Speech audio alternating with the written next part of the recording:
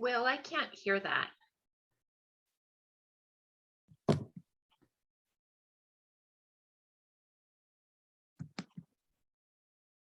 I don't hear as well.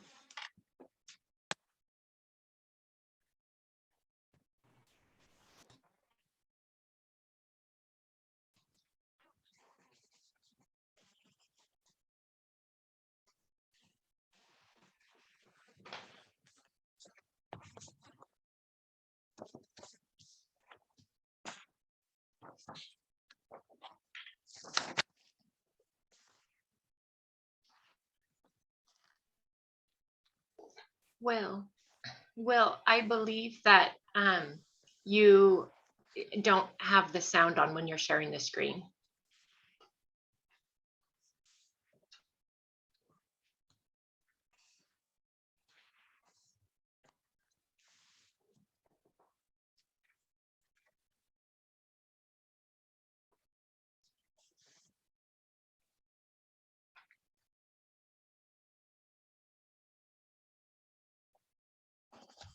It's amazing what hitting the right buttons will do. We're still welcoming some more folks, so we'll put this back to where we were.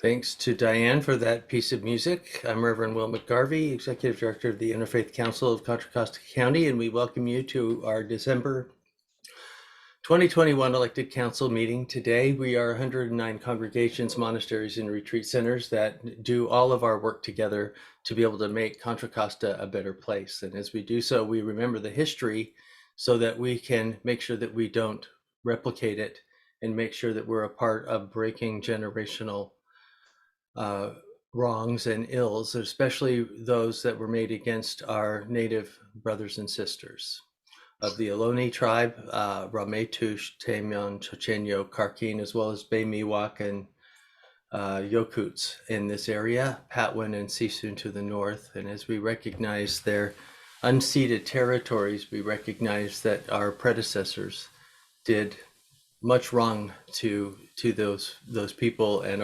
even our government conspired to keep them from claiming their own lands and self-direction for their own lives, and even stole their religious freedom in the names of civilization. Let us move into our time of covenant together.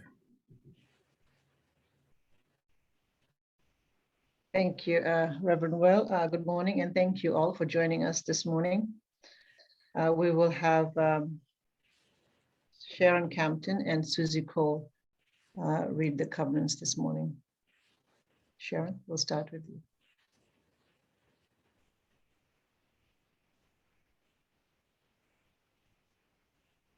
Sharon, I'm can- on my phone and I'm sorry, I'm having trouble seeing everything that I need to. I apologize.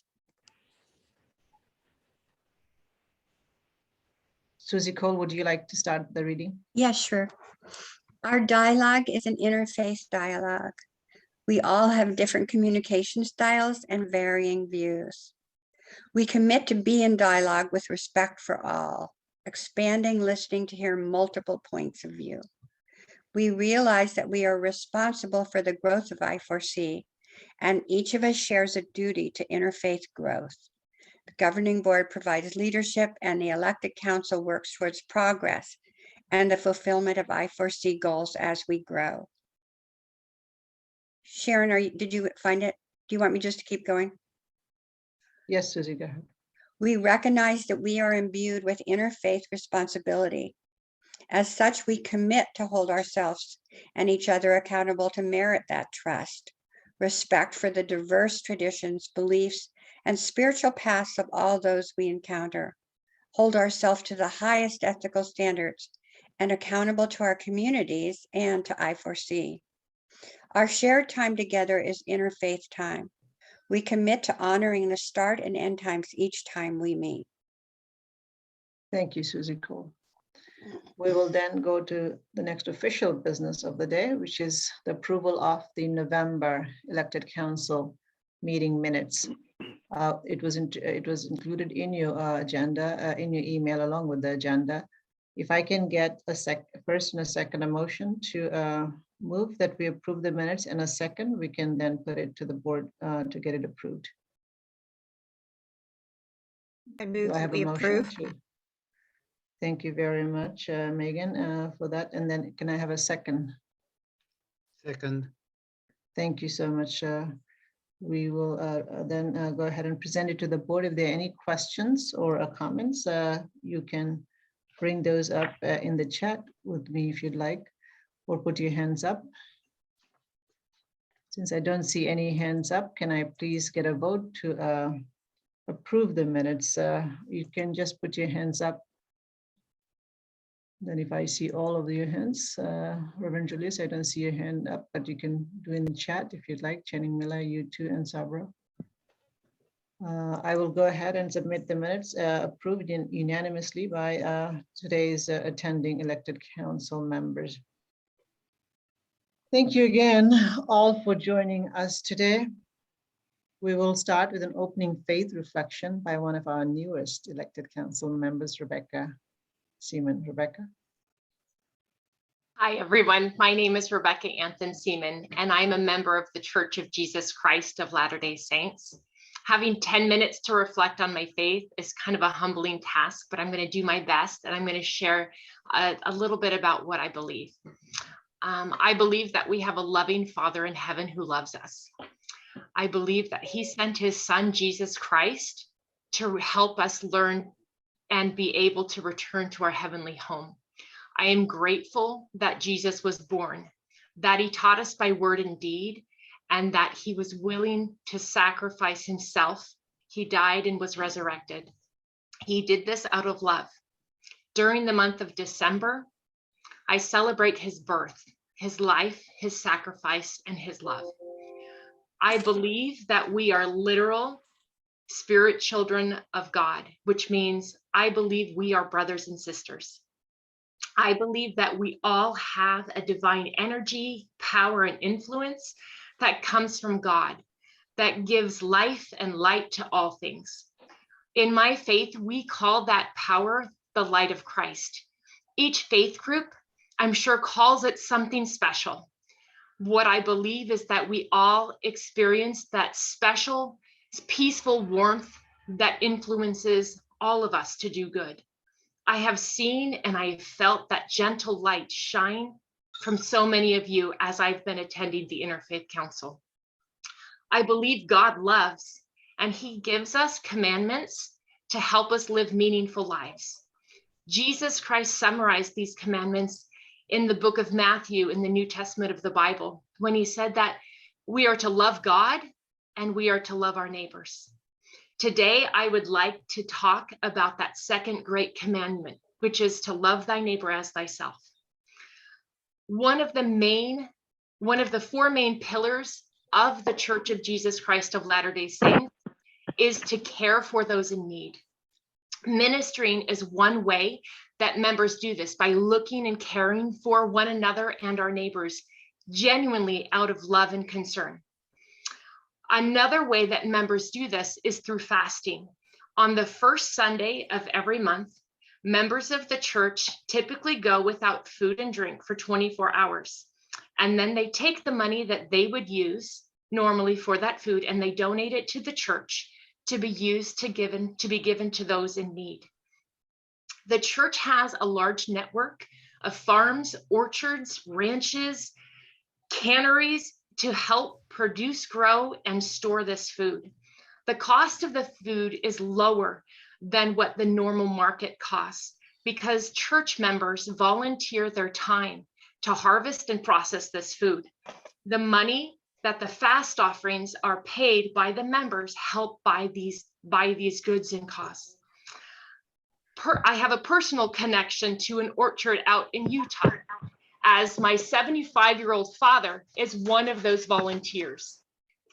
He helps oversee a peach orchard in Ogden, Utah. While I was visiting him with my daughter this summer, in fact, let me screen share so you can see a picture of my dad and my daughter and I working in this peach orchard. Let's see, let me see. Give me a thumb up if you can see that. Okay, so I just lost seeing you guys, but I'll see you in a moment. My daughter and I and my dad, we were able to thin peaches in that orchard. As I did it, our hearts were warmed as I knew that our service and our dedication that we were giving to the Lord was going to help people have food on their table. Also, as a child, when I lived in the Central Valley of California, our family was asked to volunteer at one of the church's vineyards each year to help harvest grapes so that they could be dried and made into raisins to give to those in need. Why do we do this? It is out of love for our neighbor and for God.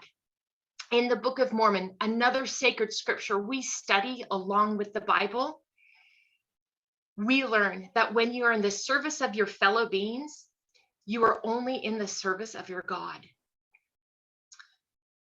I'd like to share with you a short video that helps show what the church humanitarian program is. Let me go ahead and click share.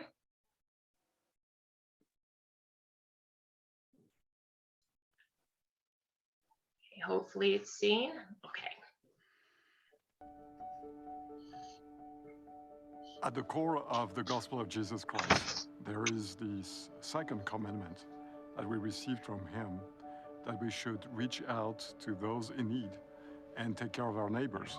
And I believe that for every disciple of Jesus Christ, this is part of our DNA, that we go and find those that are in need and try to help them, whether it is in our own community or far away in other countries.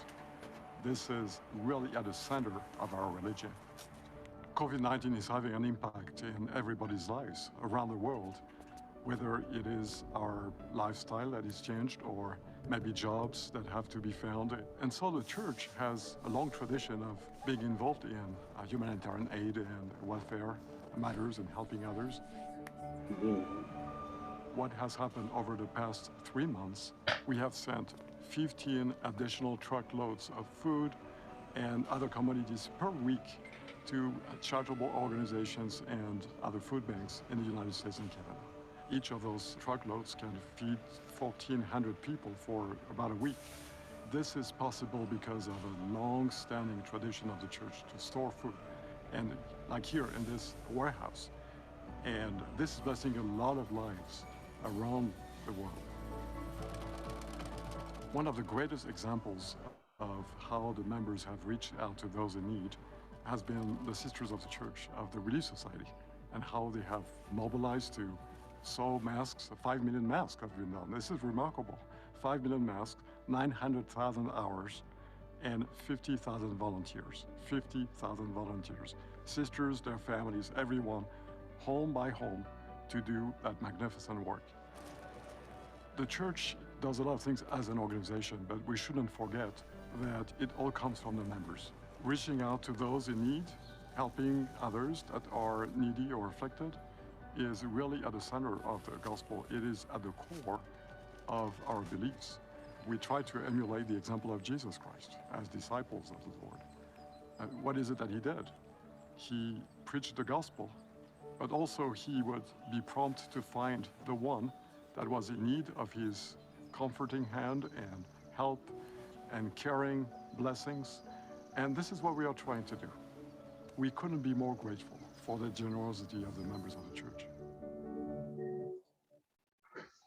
So those trucks that you saw in the little video, 2 semi-trucks came to Contra Costa County over the past year and a half to donate goods to our local food bank. And I thought, I wonder if some of the peaches that my dad and I helped work on were in those canned goods that showed up last month. Another opportunity that church members saw and jumped on was just a few months ago, there were several evacuees coming out of Afghanistan, and they would go to temporary spots, some in Qatar, the United States, Germany, Spain, at one of these Air Force bases where the evacuees would come and then they would go to their next location where they would newly settle. Sisters from the Church of Jesus Christ of Latter-day Saints saw great need of these Afghan sisters that were coming in. The church provided clothes, baby food, formula, shoes, all sorts of things, but the sisters specifically saw that their Muslim sisters were coming and they were using their husbands' t-shirts to cover their heads because their sacred head coverings had been ripped off when they were leaving the airport, and they were really concerned. And so these sisters from the Church of Jesus Christ of Latter-day Saints took the initiative, and they chatted with these ladies and they said, let's go ahead. Can we sew you some special head coverings that are the way you would like them so that you can feel comfortable? Let me close with what our current prophet, President Russell M. Nelson, speaks about the importance of behaving and acting the way that we believe. He says, during the Savior's earthly mission, he constantly ministered to those who were excluded, marginalized, judged, overlooked, abused, and discounted. And we should do no less. We believe in freedom, kindness, fairness for all of God's children. And we need to work tirelessly to build bridges of understanding rather than creating walls of segregation. I am a member of the Church of Jesus Christ of Latter-day Saints, and it is my hope that my actions reflect my faith. I am excited to serve with all of you on this Interfaith Council.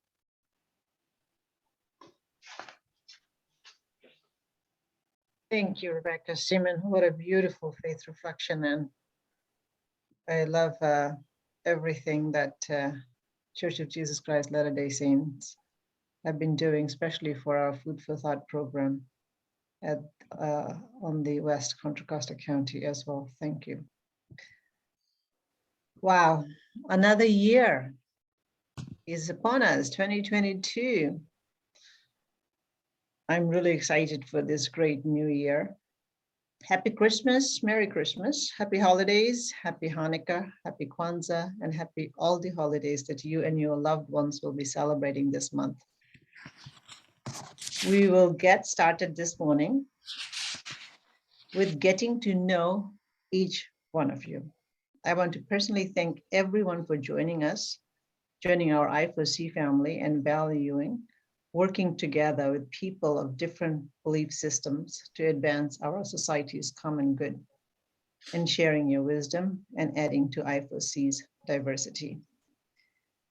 Before 2022 starts and we get busy with meeting the goals of the elected council of the I4C, let's get to know each one of you today. We will start with the class of 2024 first, and your names are listed in order please take 2 minutes. Ginny Ali, we will start with you to introduce yourself to the rest of the elected council members.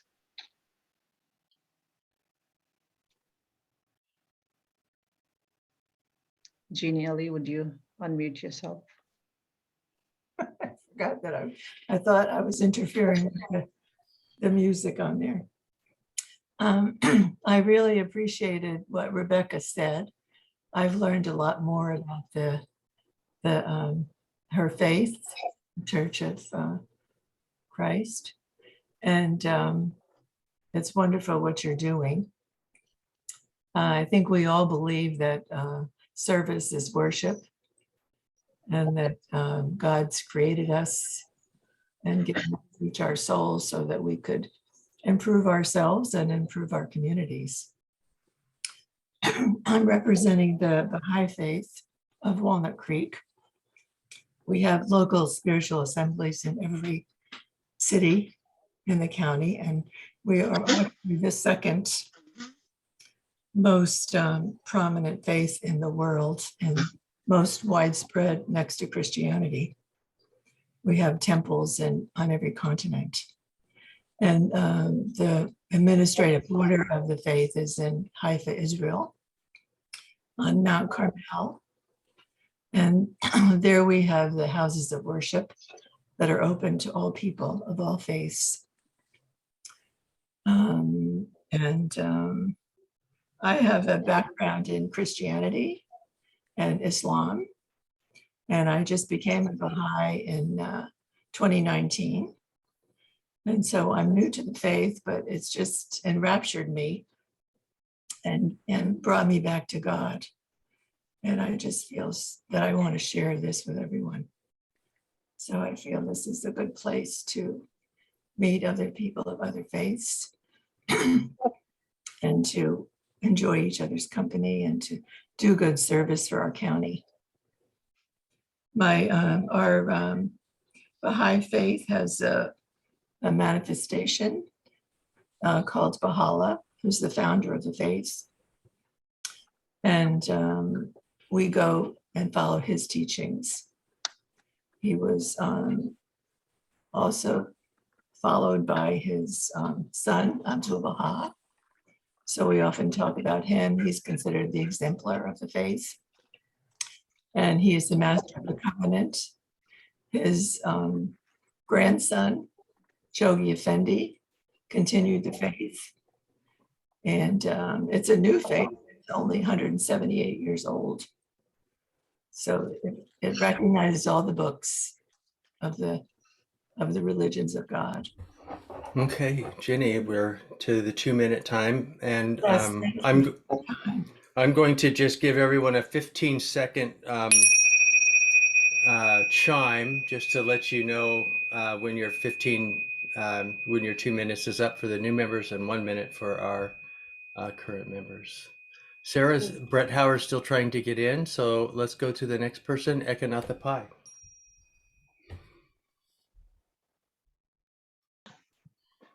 Hello, everyone. Namaste. My name is Ekanatha Pai, and I follow Hindu tradition. I live in San Ramon with family. I have 2 kids. Both are adults now. And I work for a company, actually Stanford University. So reflecting quickly on my faith, I was born in India, southern India. I spent my childhood there in a small community where everybody knew everybody else, and a temple was the center of all activities. So everybody came together, any weddings, death, family gatherings. So there was no such thing as my family or yours. Everybody was there for you. That's the community I grew up, and I really like that.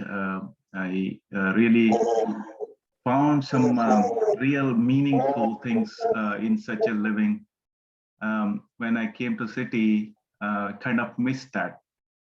Especially when I moved to this country, I felt somewhat disconnected from society in that sense.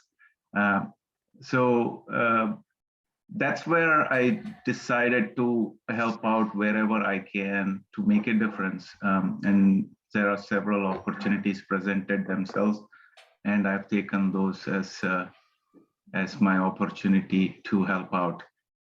This is one of the other ones. So hopefully, I'll be able to help out and create that atmosphere that I really like to surround myself with. With that, I'll pass on to the next person. Thank you, Ekanatha. Sara just joined us, so she can go next. Hello, hi, I'm Sara, and my last name is Bretthauer, and I have 3 children. And we were here in the area, and then we moved away for 12 years, and then we recently moved back after living in a few different countries. So it's been a bit of a transition getting back, and I was happy to get back into my former church, Peace Lutheran, and a lot of the same people, so that was nice. And then I included in an eye care project, and I met Terri Moss, so I was really happy to have been connected to that group and all the great things that they're doing. And then she asked me to be part of the elected council, and I was really honored, so I'm happy to be here. The projects that I was interested in doing are the eye care, of course, and let's see, I wrote down, and the other project that I wanted was the justice. So I'm looking forward to being part of everything, and I am amazed at all the great things that you do and how organized this group is, and I'm looking forward to meeting people from all different faiths and learning more about all different religions. Thank you for including me. Thank you for joining us. We're glad to have you. Nazli, are you here yet? I don't think I've seen Nazli. So we're going to, Rebekah. Hey, it's me again. Like I said, my name is Rebekah Anthony Seman. I have 2 last names. I have a teacher last name, Anthony is my last name, and Seman is my family's name. So I kind of respond to whatever. Like I said, I'm a member of the Church of Jesus Christ of Latter-day Saints. And I serve as a volunteer in the church as the communication director for the Concord stake for this general region area. I help disseminate information and have public outreach. I love my family. I'm a mom. I have 2 teenagers that keep me on my toes. I'm volunteering a lot of different places. I am also a teacher. I teach kindergarten and 1st grade right around the corner from the I4C office on Boyd Road in Pleasant Hill. My heart sings for service. I believe that if we work arm in arm together, doing good things together as faith communities, I believe that we can grow closer together. And when you work arm in arm together, you learn to understand each other more and love one another more. And it's through the grassroots approach, I believe, that we truly can improve our society and have world peace. And so I know that sounds cliche, but I really believe that working together, because if I work with you, I'm going to become your friend and you're going to be my friend. And I'm not going to think ill of you ever because we work together and we're friends now. And so I think that's the way that interfaith works. So I'm excited. Oh, and I love camping and hiking and all the outdoor stuff. Thank you, Rebekah. Leonard, Dorin.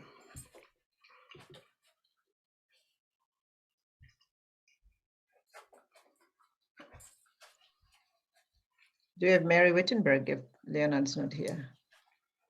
Leonard's here. We just need to help him get unmuted. I thought I was unmuted, sorry. My name is Leonard Dorin. I am a member of B'nai Tikva in Walnut Creek. I was involved with the Interfaith Council many years ago and back in the probably early 90s. when Rabbi Asher asked me to represent the temple.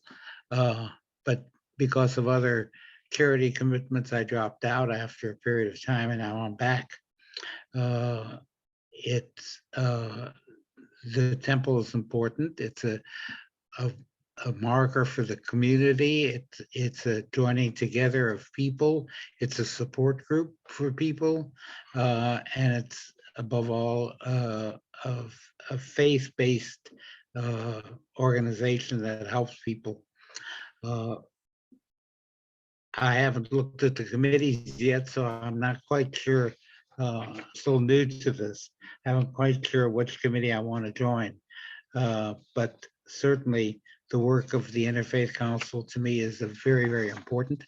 I believe very strongly in outreach in our local community, and I say local meaning not just Walnut Creek, but our immediate county, Contra Costa County, and going into the further reaches. I like to concentrate because those are the areas I think we can do the best work and get the most results. So that is, I'll pass it on to the next person. Thank you, Mary Thanks. Wittenberg. Okay, Mary I'm Ann? unmuted. Here I am. I am Mary Ann Wittenberg and also a member of CBT, and Leonard and I are co-chairing. As some of you know, my husband Harry was on the Interfaith Council and he passed away last year. So I've kind of decided to take his place. And as I was telling Will the other day, I'm overwhelmed with the amount of work that the council actually does. It's more than I ever realized when Harry was on it. And I'm very honored to be here and to try to find my place where I can help. Thinking about my passions the last few years, having to take care of Harry through his illness, I realized most of my seems like my adult life has been taking care of people. And one thing that I learned is that caregiving is a very hard job, and there are limited resources for people who need assistance in helping with family members who are challenged. And that has kind of become a little focus of mine. I don't know where some of that's going to fit in with the council, but I look forward to the journey ahead. Thank you. Thank you, Mary. Ben Jones, you're next. Good morning. Let's see, I've been a member of the Baha'i faith for I just looked it up, 21 years now. And I really love the Interfaith Council. I feel that it's kind of an extension of my Baha'i beliefs of the equality of all religions and the common source of them coming from God. I'm a psychotherapist, and I'm kind of stretched these days myself. So I'm having a hard time to participate in some of the activities, but I am looking at the iChange program. I'm hoping I can stretch a little more to do some of that. Let's see, I live in Walnut Creek, actually just outside of Walnut Creek officially, which means that I'm not actually a member of the Baha'i community of Walnut Creek. I'm actually in the Baha'i community of Contra Costa County. So we divide up along political boundaries.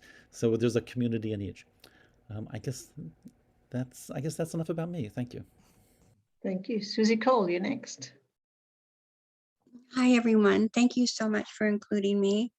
I'm a member of Sufism Reoriented, and I'm privileged to have been part of the Interfaith Council in Rossmore for many years.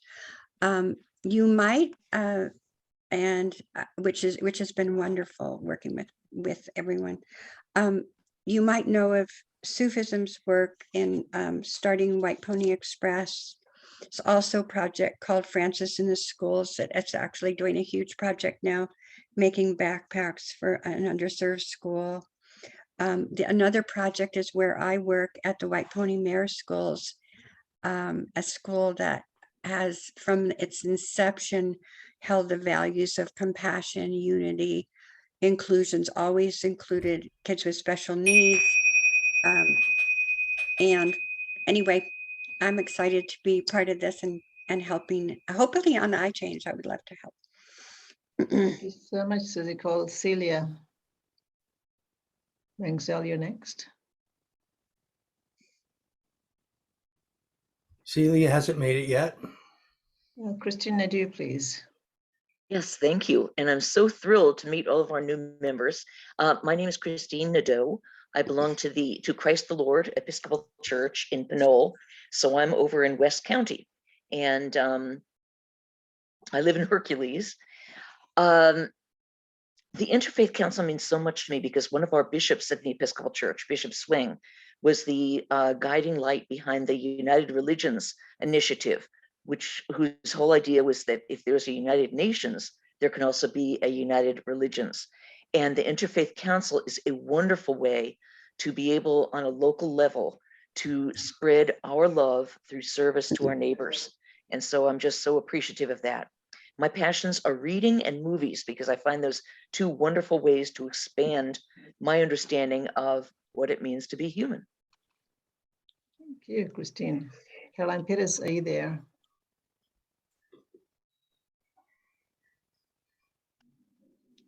Caroline?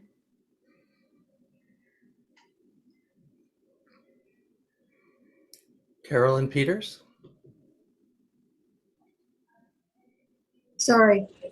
Hi, I'm Carolyn Peters, and I'm a member of Christ the King Church in Pleasant Hill.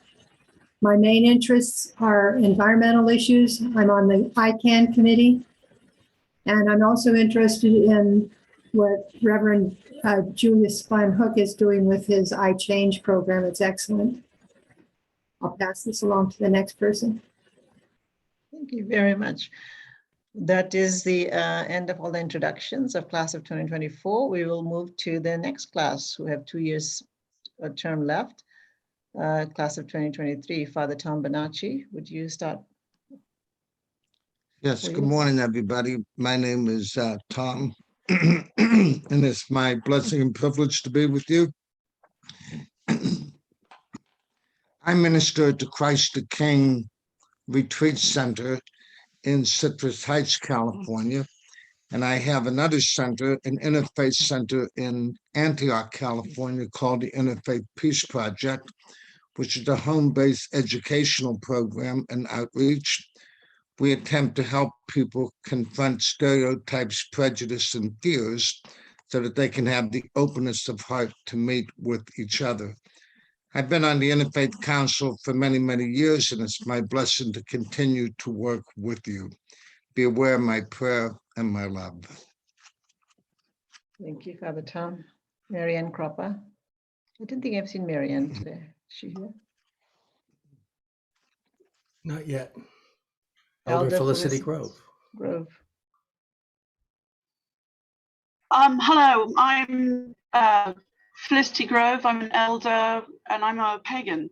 And what does pagan mean? Because most people either don't know it or they have little understanding of what it is.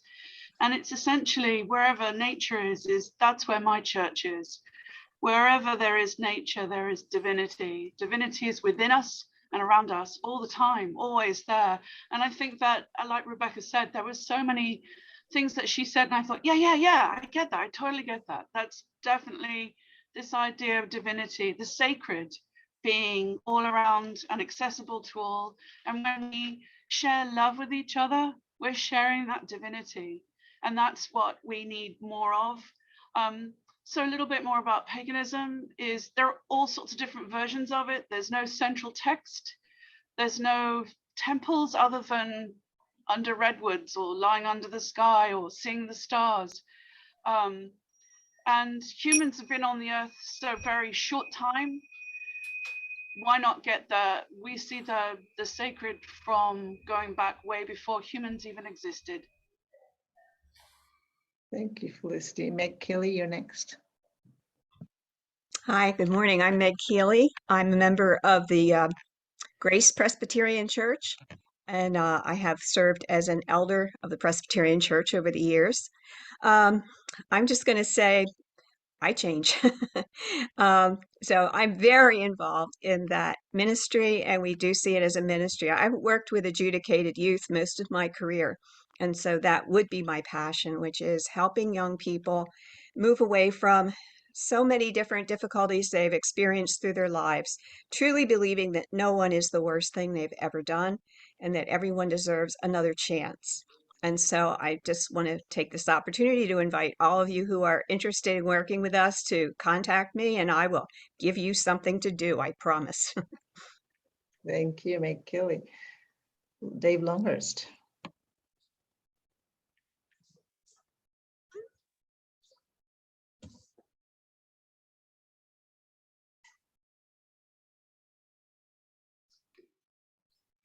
I think you're unmuted, Dave.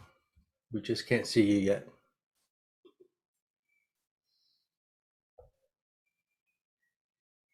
Dave, we can't hear you. Are you? Can we get Oh, no. Diane to go next? Let's try him one more time. Okay. Dave? David, are you there? He's there. It's just that he's speaking and I can't hear him. I'm afraid you might have to log off and log back in. We'll come back to you, and Nazli came back too. Nazli, we're introducing ourselves with the getting to know you portion of our agenda. Maybe Diane? I can go ahead and go. I'm with the Disciples of Christ and the Concord First Christian Church. It's a progressive church, I feel. My main love for this organization is how we all connect with one another and uplift one another. And I see my goal as a facilitator in being able to take resources to where they need to be able to help people connect and to just be a supporter of everything, of all that you are doing. Thank you, Diane. Dave, have you come back? I've seen you've come back. No, you still can't. We can't hear you. Reverend Channing Miller, please. You're next. Hey, everyone. It's good to be back. I'm Channing Miller, and I am an ordained minister through the Chaplaincy Institute in Berkeley. And that's a really special thing for me because I grew up in a family that was spiritual but not religious. So I really grew up without any religious formation, but my heart was always open to God, always. And I've been seeking God my whole life. And, you know, I had a career in corporate America, doing communications work for Apple and other companies in Silicon Valley. And so I'm really interested in the ability to connect with people spiritually now. As an ordained minister, I work both in the Interfaith Council in Rossmore as well as the Interfaith Council here. And I'm also going back to school right now in spiritual direction. I just wanted to make sure that you heard that. So I'm going to be offering those services to the council to help us get closer together. Thank you. Erica, can you hear me now? Yes, I can. Go ahead, Dave. Awesome. Yay. I figured it out. Sorry about that. Hello, Dave Longhurst. I, like Meg Keeley, I'll just say one word. It's I care. Really enjoy serving with Terri Moss, co-leading that committee, and really thrilled with the good work that so many of you and your congregations have done over the last year. Personally, I'm retired as I'm formerly a CPA, so I have some financial background, but I'm much more interested, instead of doing a lot of number stuff, to really reach out and you know, connect with people. And the Interfaith Council just gives me that wonderful opportunity. I've served for about a year and really enjoyed it. And I would say another thing personally is I have a good-sized family. I have 7 children and 12 grandchildren. So it's really, Christmas time as we approach it is really wonderful for me. So thank you all. Thank you, Dave. Terri Moss, you're next. Hi, everyone. I'm Terri Moss. I'm a member of Temple Isaiah in Lafayette. And I'm also the founder of iCare, and am grateful to be a co-chair with Dave Longhurst. In the true spirit of interfaith, I think we kind of embody that, if I may say so. And I just love seeing everybody here, because I know so many of you have participated in iCare and or want to participate. And so that's my thrill, is to be able to sustain this and to grow it, and to encourage everyone to bring back iCare and what it can do, and how your congregation or faith community can participate in various projects. We want to expand the faith communities that participate, and be able to give even more to more places in our county, and to do even greater good. So very happy to be here, very happy to see so many familiar faces. Thank you for all the good work that you do and that you will do in the coming year. Thank you, Terri. Reza. Yes, good morning, everybody. It's a privilege to be here today. This is Reza Sharifzadeh, and I am with MTO Shah Maksudi, Islamic Sufism. And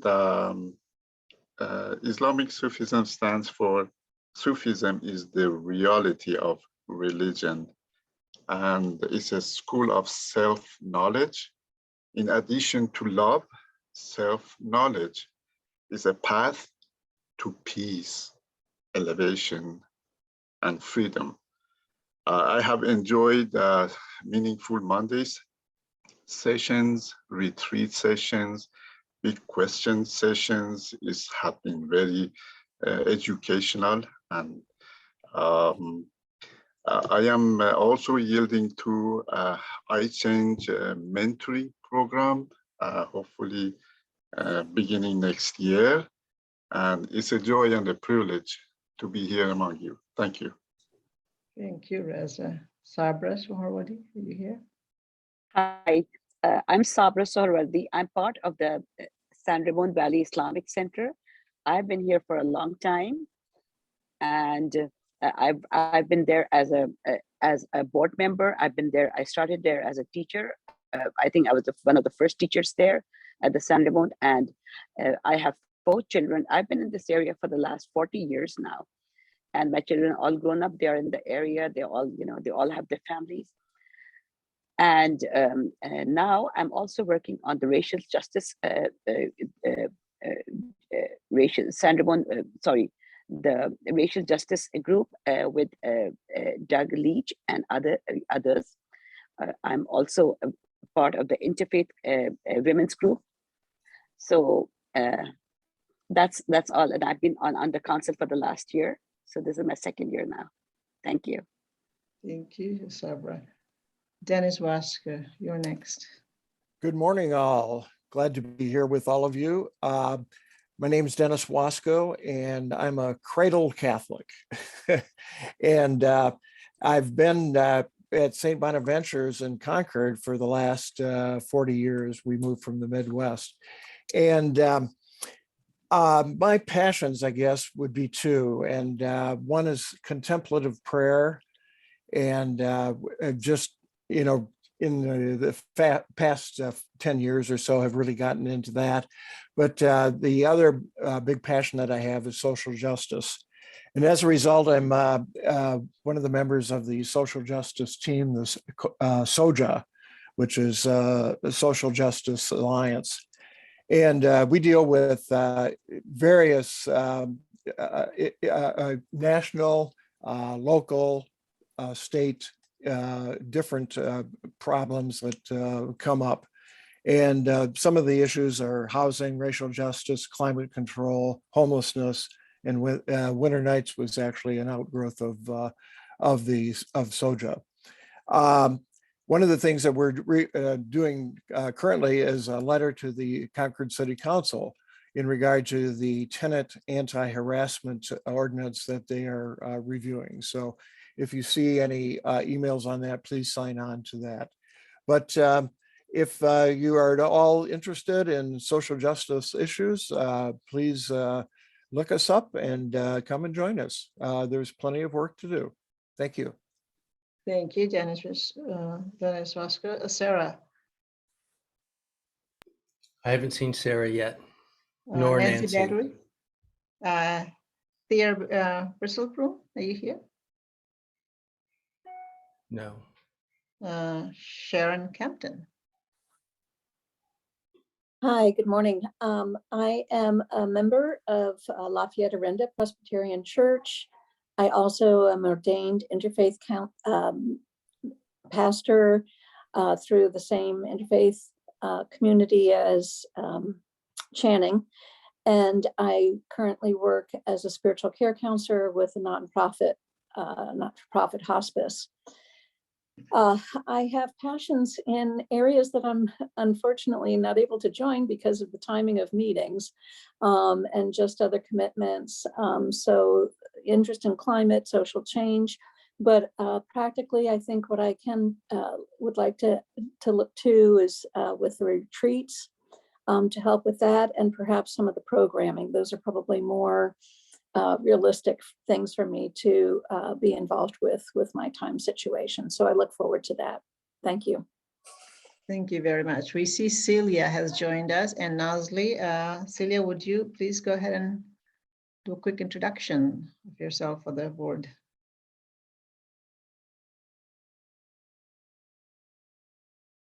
Nazli, would you like to go? Yes, sure. My name is Nazli Sajjad, and I am a member of Islamic Center of Sara in Pleasanton. And I have been, I was on their board for a long time, and then because of work, I couldn't do it. I'm very passionate about interfaith. That's why I have been doing interfaith for a long time, but I just joined the council this year. Our Islamic Center also joined this year. They have been member for a long time. And through interfaith, Contra Costa, I'm in their woman to woman also. And then I have done a lot of programs through them, which I found out I did not know about it. And that's really amazing. We were involved in eye care, and then we do White Pony Express. We go every Friday and volunteer there. We are really enjoying it. So I'm very glad I am in this. I'm a member of this council. Thank you. Thank you, Nazli. Celia, have you been able to? I got the idea. Thank you. Thank so, good morning. My name is Celia Menczel. Unfortunately, I'm in the middle of a bunch of illnesses, and I'm just doing my best to cope. But I've been on the elected council for a while, and Will invited me to.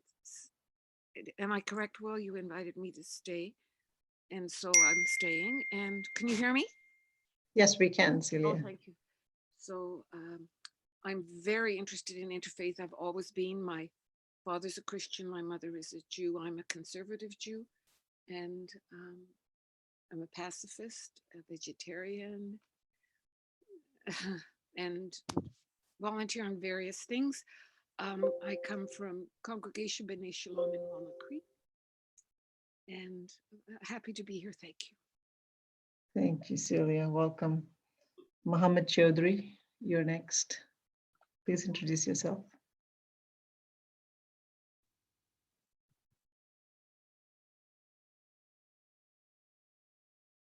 Maybe he's still muted. Yeah, he's muted, but my name is Mohammed Chaudhry. Assalamu alaikum. Good morning to all. I have been with the council for many, many years now. And it had always been my honor and privilege to be a part of it, because I personally believe very much in service. And there's a saying in Persian, who serves, he becomes the master. So that's what I have been believing all along. And unfortunately, in 2007, we had our Islamic Center of East Bay, of which I founded, got burnt out as a result of some hatred messages, and then resulting in totally getting us out. And it is then that I interacted with Tom and with Will McGarvey, and he had been very instrumental. And that opened my heart that what interfaith can be. I mean, how much powerful it can be in changing the hearts, and that really happened. And I'm a witness to that, and I'm very proud of being a member of this council. And in many stations I have served it, and I always owe my thanks to the council, because it had been really very instrumental in bringing people together and in taking out and standing with us in times when we really felt abandoned. So that's what it is. Thank you so much. How about you three? We don't have Reverend Rodney Lemary, Reverend Margaret Niles, and Zula Reeves. So Reverend Dale Witherspoon, you're next. Good morning. Dale Witherspoon. I'm the pastor at Easter Hill in Richmond, California. I'm glad to be here with you this morning. I'm a United Methodist, which is one of many branches of Methodism based upon John Wesley's grace upon grace. And also just believing that there's no holiness, but social holiness. And so do a lot of work around justice, and just glad to be here this morning. Thank you, Dr. Dale Witherspoon. That leaves me, the last person, and then after this, I guess. Well, we need to remember that Dale's also serving as president of the GRIP board. And GRIP is the longest interfaith organization going back to 1967 in this county. Yes, thank you. Thank you, Will. Yes. Thank you very much. I'm Erica Baines, and I'm of the Sikh faith. Sikhs don't have congregations. We basically have organizations. We belong to a service organizations, as they're called. So I'm part of the East-West Sikh Women for World Peace, and also United Sikhs and Khalsa Aid, two organizations that are constantly working with different humanitarian efforts around the world. I have been a professor, and one of my passion is organic growing or regenerative farming. And I'm always working on some project that around those two aspects of growing food, and sometimes just gardening and introducing new native species of plants around and removing invasive species. You see me on Orinda and around the Bay Area always. If you ever see me picking those invasive species, you know why I do those. I am actually, besides, trying to do a little bit of everything, just a work in progress, I am more passionate about the West Contra Costa County food insecurity issues.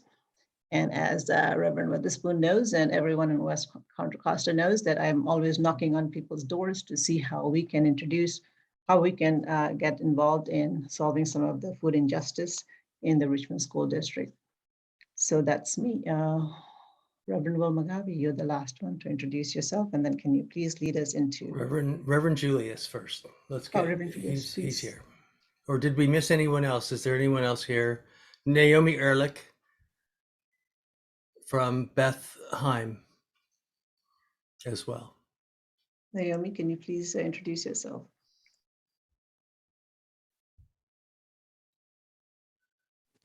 Can you hear me? Yes, we can. Okay. I didn't have my video on. My name is Naomi Ehrlich. I'm from Bethheim in Danville, and we're a Jewish congregation. We've been members, my family and I have been members for 20 years. I have 3 boys. I've been the social action Tikkun Olam director on the board of directors for Bethheim for 10 years now.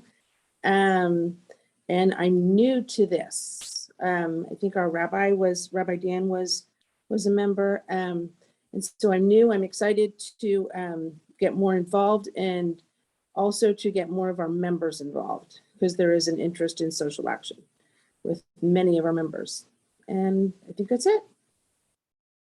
Thank you, Naomi. Reverend Julius Van Hook, you're next. His audio and video is not up, so I'll go. And then Julius, if you're able, maybe he might have had to have taken a pastoral call with one of our young people that he works with. Reverend Will McGarvey, I'm the executive director here for your Interfaith Council. I also serve half-time with the council, half-time at a progressive Presbyterian UCC congregation in Pittsburgh, California, called East County Shared Ministry, but it's the Shared Ministry of Community Presbyterian Church of Pittsburgh and First Congregational Church of Antioch, which just is in the midst of closing its doors. And we're in the midst of reclaiming being an ecumenical community, operating as a Presbyterian church, but fully belonging to both the Presbyterian Church USA and the United Church of Christ. And I'm happy to be here and to work with you on a lot of our programs and everything else. Julius. Hi, Reverend Julius Van Hook here, Interfaith Juvenile Chaplain here with the Interfaith Council, Contra Costa, along with Director of Spiritual Care at the Juvenile Hall for Contra Costa Probation Department, also servicing the community of Contra Costa County, as well as the Boys Ranch, also known as the Warren Allen Youth Rehabilitation Facility, and founding co-chair, co-director of iChange. We are just excited about all the ministry that has been going on and how ministry has grown leaps and bounds in the last 3 years that I've been here. And we're just looking forward to continuing the work and getting more and more people to be involved with what we're doing, and including the Interfaith Council and reaching different people, because different people can reach different youth in different ways. Thank you so much for this time. Thank you. Reverend Will McGarvey, please introduce the I4C committees and 2022 goals for the EC members. All right, can everyone see this? This is our agenda. And I'm just going to point out that we have some of the committees that are in here. And then we've also put a lot of our program reports for this month in writing below, but we're not going to have time to go through them. On page 2, we want to direct your attention to our elected council member guidelines and responsibilities. These have been around for a couple years as we've even tried to encourage folks to be connected in many, many different ways. As many of you have pointed out, there's lots of different ways to be connected, and we really do view you as ambassadors, as members of our elected council to your congregations, but we're also asking that you might think about how you might connect with the 5 closest congregations nearest to your congregation, so that you can start doing more eye care projects or encouraging them to attend with you in some of the other programs that we do. And really being an ambassador and informing your congregation's religious leaders of our activities, events, and programs, making sure that your office knows or seeing the emails. If they're not on our email list, you can go to our membership page in order to see a lot of that. But there's really great information on how to stay an active, enthusiastic representative of I4C in the community by educating your friends and community at large about our organization. And among the different committees that you can serve on, some of those you've heard already. I Care is, and we really do invite you to think about, where do you want to serve? How do you want to connect? How do you connect with those in the congregations nearest yours? And to think about this, and even let me know which of those congregations you want to be a liaison to, if they're near you. And then if we have multiple people trying to take the same ones, if there's overlap, we can make sure that we distribute the list to see if we can get as many of our 109 congregations to have at least one of our elected council as a liaison to them. And then in addition to that, if you wanted to learn more about iCare, you're welcome to come to one of the meetings. There's also great information on the website here under programs, iCare. And there's great videos that we're going to be adding and sending some information out that you can add to your congregation's newsletters or announcement pages that are coming out as well.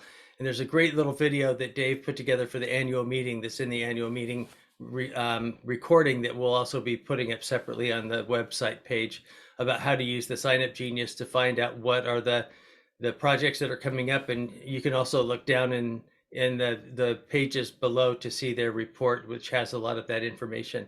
Changes are. Excuse me, my dear, but there's something very odd going on with my screen.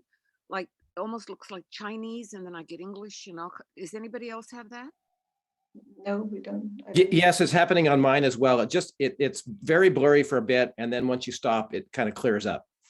Interesting. So is it when I'm moving the document? Well, when you move it, and then for like 2 or 3 or 4 seconds after, it's super blurry, and then it. Okay, I'll try not to move it too much. Then thanks for the feedback. iChange is our newest program, Interfaith Chaplaincy, affirming a new generation of excellence. Meg, I hope you were taking good notes of all of the folks that said that they want to get involved, because our orientation starts February 2nd with a Zoom meeting. And then we are finishing up a 9-part training series that will prepare folks that want to be mentors for folks that are experiencing the juvenile justice system. Meg Keeley's the point person there. The email is right in there for more information or to register. And there's a very informative page on our programs page as well. Dennis Wasco shared a bit about our Social Justice Alliance, which continues to do advocacy, especially around poverty and racial issues, and even police brutality issues. They meet the second Wednesday of every month.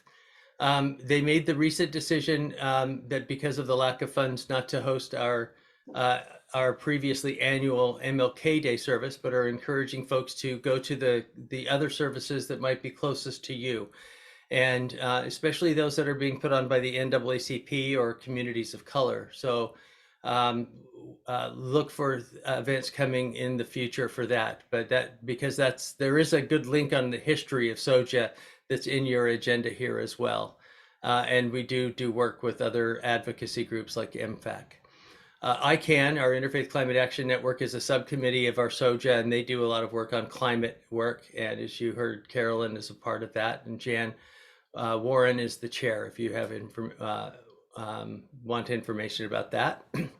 We do have an Interfaith Disaster Network. We do some trainings and when there's not COVID, more programs for congregations to think through about making sure that they have an emergency plan, and encouraging their members to have individual emergency plans, and even to try to work with your congregations that are nearby. If you're in a neighborhood with a lot of congregations, there might be ways for you to work with VOAD, or voluntary organizations addressing disaster in the times of a disaster, but you really need to do a lot of work beforehand in order to be able to work with that group, because you have to have all the background checks and everything necessary and people trained and ready to serve. We do have a finance committee. Our treasurer, Marianne Cropper, is helping fine-tune those policies and procedures and our reports that get back to our governing board and that we're able to bring to you. She's doing some great work on that with us. She's also going through a lot of grief right now with another family member that's been ill. So you can talk to her or me if you're interested in that committee. And Christine Nadeau put in the chat room that she's the chair of the development committee, and that if you want to join that and come up with ideas for raising funds for the council, that's a group that's meeting and fine-tuning our grant writing process right now. Father Tom has been really great in helping us have a rapid response policy and a rapid response team here at the Interfaith Council, so that we can be able to write or provide educational statements or other kinds of educational programs in response to the crises that we hear about, and that sometimes you bring to us as elected council members. We want to know when your community is grieving and in pain because of what's going on here or around the world. So if there's a way that we can be in solidarity with you, that's also in solidarity with all peoples, then we'd love to be able to put those statements out, reminding our siblings that we belong to each other. One of our other longest termed ministries is called Singing Messengers, and they're on hiatus until the COVID restrictions decline. But back in the 1960s, they were the Singing Housewives, when it was only women who were volunteering to provide song and humor and skits in some of the senior facilities around the county. They now have 3 teams. They're still preparing to get ready for once COVID lifts, and we were blessed with them at our annual meeting.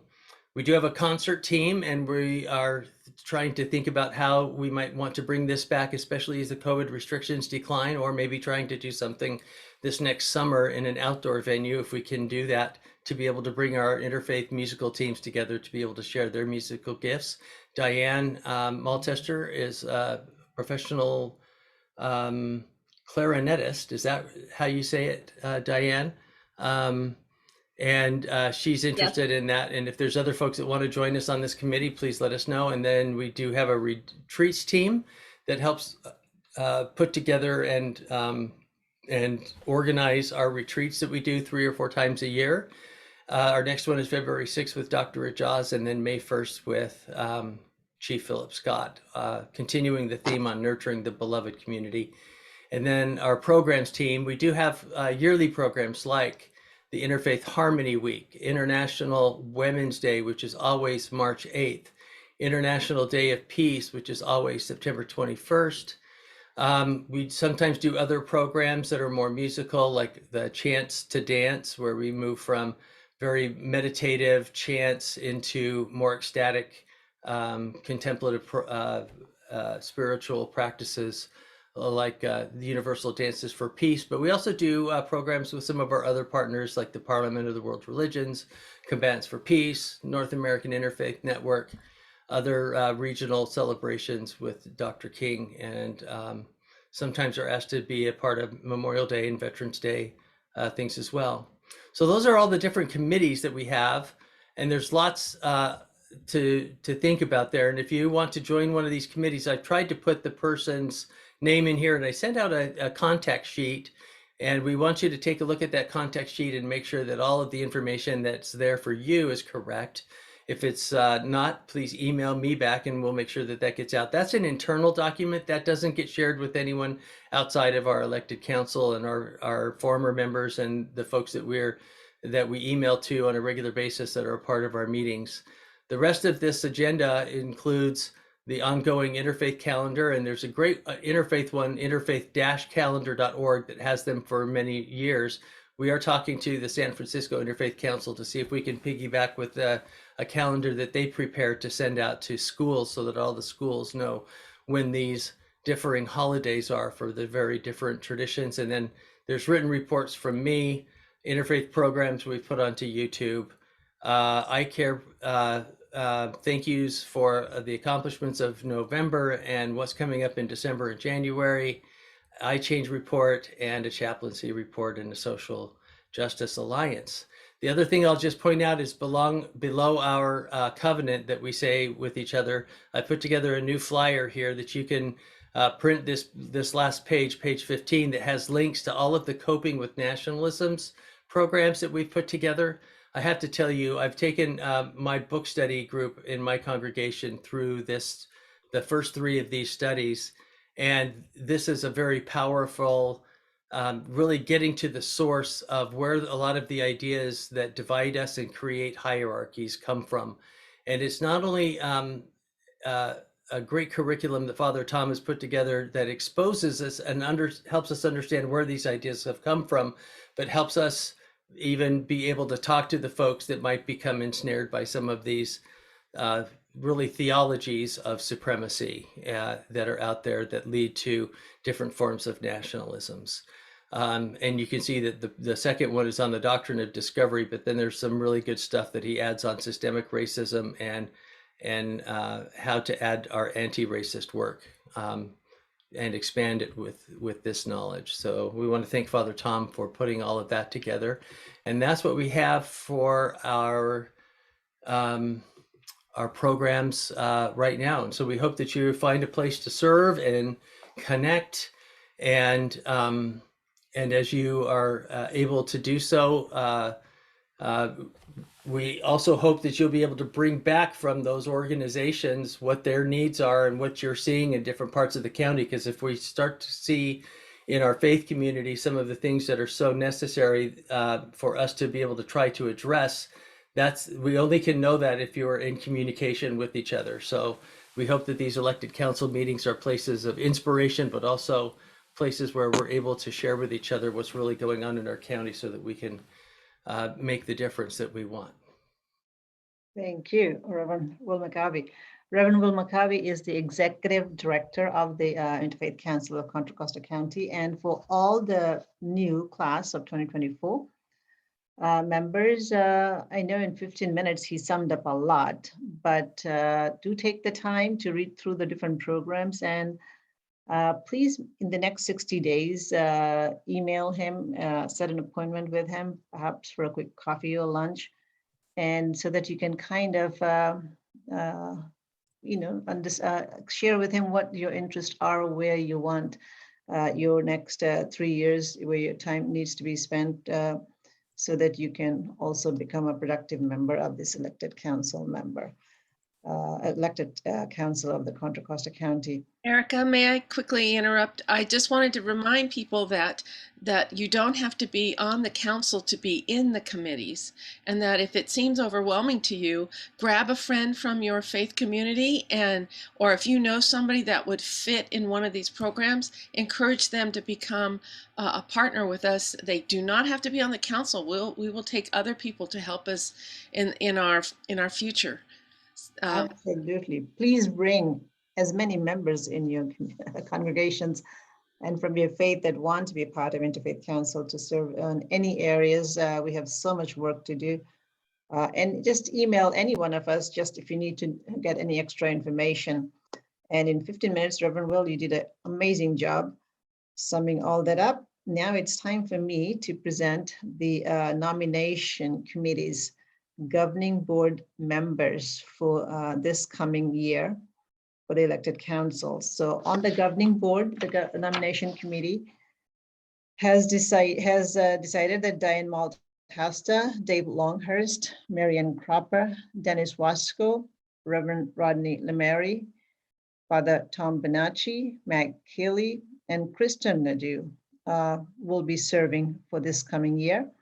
And before we do anything, I'd like for the elected council members to first a motion that we approve these elected council members to be on the governing board for this year 2022. And then a second, and hopefully I can get approval from the elected council board to induct these individuals into the governing board for the upcoming year. Can I get a So moved. Thank you. I saw Sharon Campton's hand as a second. Sharon has second, and Reverend Dale Witherspoon, thank you so much for the motion. Now I would And like a to point of clarification, just so these folks are going to all be elected today to the governing board, and then the governing board will meet next Thursday, and they'll elect their officers, and then they'll let us know at the next meeting how they've organized themselves. Can I get a vote then from everybody? If there's any questions about the governing board and their functions, or would you, can I get a vote from everyone to vote these members to the governing board? A hands up would be a great one too. Reza, yes, thank you. Father Tom, I don't see your hand. Thank you very much. That actually unanimously votes these members to the governing board, and in January we will hear from the governing board members exactly who will be serving in which position. Is there any question? Could you briefly explain what is governing board functions? Sure. Yeah. So we reorganized ourselves back in 2013 so that we could have people rotate on and off the council, and because our meetings were so business packed that we didn't have time for dialogue, we decided to reorganize ourselves and elect 7 to 9 or 10 member governing board, which will take care of the financial, fiscal development, and corporate oversight, and report back to the elected council of what their work is and decisions are. And they will come back to the EC and seek wisdom when it comes to statements or educational programs or other things, but they're basically a group from among the 32 elected council members that are elected to serve on that for the fiscal oversight and the corporate oversight. Thank you. And then that way we can preserve as much time for dialogue and this kind of sharing because otherwise our meetings wouldn't have enough time for the real sharing that we like to do each month. Yes. Any other questions? I had not exactly a question, but do you think that the governing board could come more often to the council? The governing board is members of the council, so they're here always. They're actually So all the- required to be at all. So all the board, it comes to the council meetings? Yeah, they are council members that are serving on the governing board. Some will serve for a year or two, and then they'll rotate back off, and that way it's a shared leadership model. Forgive me, So but why is it I feel like I don't know everybody that's on the board? Maybe you could send us a list again? I can send the contact list out, but that's mostly names and faith traditions.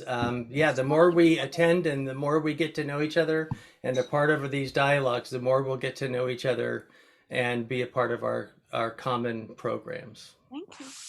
And if The you next meeting- want to nominate yourself to serve on the board at some time, please talk to one of the governing board members and they'll add your name to the list. But we are often looking for specific gifts to oversee a committee like finance or development or iCare or iChange. And so a lot of the positions on the governing board do tend to be folks that we're looking for specific gifts and talents to be able to really serve in those particular areas. But if you have a desire to serve on the governing board, we'll definitely consider it. Wow, I didn't even think of that. Thank you. During the next 60 days, the newly elected members to the elected council, they do meet with the executive director and they basically express their interest and their background, and that's what the nomination committee uses. And then we go and we ask, each one of the members with the specific skills to see if they can serve. And the nomination committee, which is made of the president, the executive director, the treasurer, and the vice president, normally will put together this list based on people that have said yes. And these are the individuals that have said yes, they will serve on the governing. And we're moving the Meaningful Mondays to the first Monday of the month. So they're monthly Meaningful Mondays starting on January 3rd. But that means that I have time to go out to lunch with you or to meet on Zoom with you or to help you discern what committee you want to serve on. And if you're a current member, and even if you've been on the council for 4 or 5 years and you want to rediscern and set up a time with me, I'd be glad to talk to you. We're going to have closing remarks and a benediction from Marian Wittenburg and Leonard Dorin, and then I have a special video surprise for you.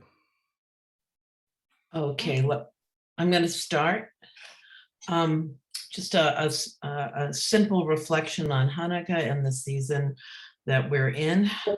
Hanukkah is a celebration of miracles and light, but is also at its core a reminder of what it is to live life with different beliefs and practices than those around us. Each Hanukkah, we recall what our people experienced 2,000 years ago when Antiochus, the ruler of the Syrian kingdom, ordered Jews to stop practicing their religion and instead worship idols. We celebrate the Maccabees who, after fleeing into the wilderness, fought back and reestablished Jewish life. But this victory was short-lived. Throughout the centuries, the many countries in which our ancestors have lived, we've experienced religious persecution over and over again. Sometimes we've fled, sometimes we've resisted. Always we have struggled to hold fast to our faith. As we remember the plight of our people, we think of those who today are oppressed because of what they believe. The thousands of Christians, Jews, Zoroastrians, Jehovah's Witnesses, and Pentecostals in Iran, Iraq, Eritrea, and many other countries around the world. Many have become refugees, some literally fleeing for their lives because they too struggle to hold fast to their faith. This Hanukkah, as we light the candles, let us commit to become modern-day Maccabees, championing all peoples who wish to live according to their beliefs. Let us dedicate ourselves to the one act that we will help ensure that all people have the right, either in their homeland or in the new country in which they find refuge, to live in freedom and dignity. The Hanukkah candles are lit when dusk is falling. Placed in our windows, they serve as a beacon for those who are walking in darkness. May it bring them toward the light, and know that no matter how dark it is outside, the candle of godly goodness can transform the darkness itself into light. And Leonard will add to that. Thank you. We ask, can you hear me? Yes, we can. We ask that the work of this group be blessed. The chore of making this world a better place is difficult and unending. As written in Leviticus, you shall love your neighbor as yourself. This will lead to a more tolerant world, listening with respect to others, regardless of how their view might be in conflict with yours. A blessing on your coming together and planting the seed for a better community and a better world.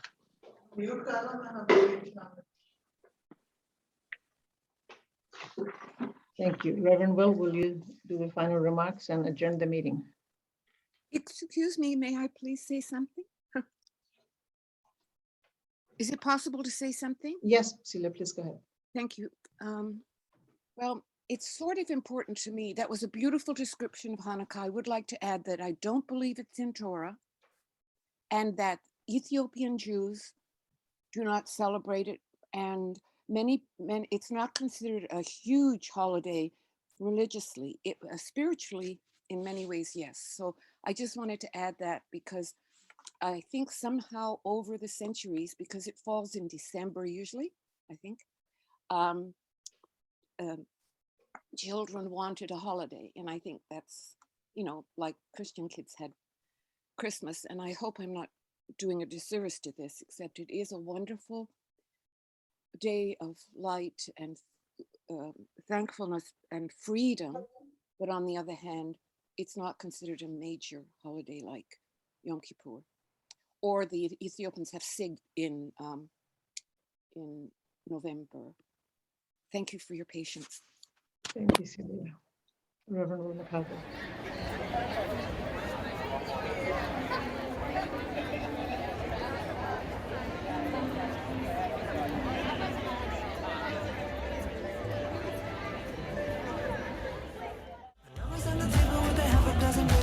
Helps you feel alright. Lighter from the left, Adam from the right. Candles in the perfect light. If you're feeling like you need a little bit of levity, you found us at the perfect time. How do you see? Love, how do you flow? The